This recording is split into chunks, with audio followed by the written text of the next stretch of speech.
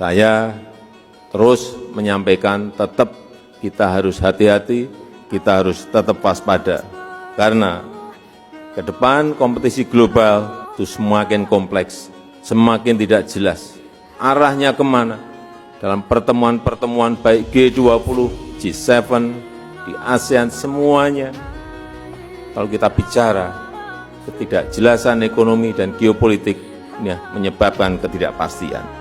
Oleh sebab itu, pemanfaatan teknologi dalam perang konvensional, perang cyber akan semakin meningkat.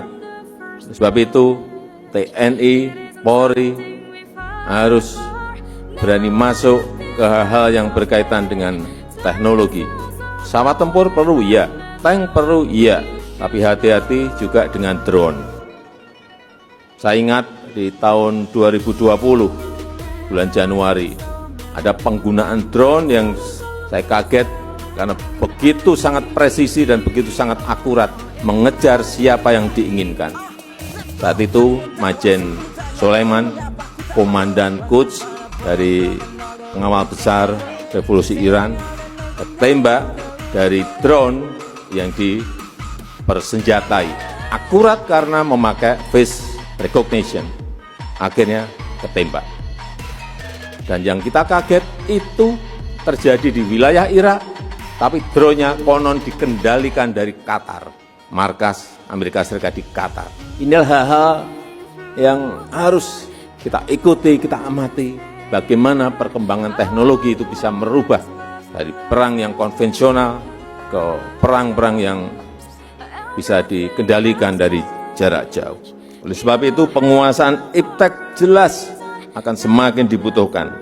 TNI Polri harus menjadi pembelajar yang aktif, pembelajar yang adaptif. TNI Polri juga harus mampu melakukan deteksi dini, mengambil langkah antisipasi, memperkuat profesionalisme dan pelayanan terhadap masyarakat, memperkuat nilai-nilai TNI prima, Polri yang presisi, serta kemanunggalan dengan rakyat. Sinergi TNI dan Polri sangat mutlak diperlukan.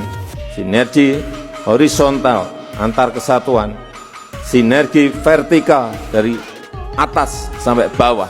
Hilangkan yang namanya ego sektoral, hilangkan sekat dan pandangan-pandangan sempit.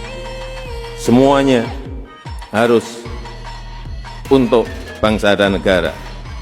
TNI Polri harus menjadi bagian penting untuk menyongsong Indonesia Emas 2045. Karena kita berpeluang besar untuk menjadi negara maju dan keluar dari middle income trap. Dan momentumnya adalah 15 tahun ke depan. Saat kita menikmati yang namanya bonus demografi.